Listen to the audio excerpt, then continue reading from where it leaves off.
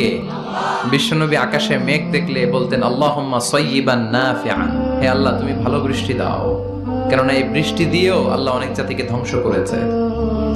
বৃষ্টি দিয়ে মানে অতি বৃষ্টি দিয়ে আল্লাহ বন্যা দিয়ে গোটা দুনিয়াটাকে ভাসিয়ে দিতে পারে কি পারে না?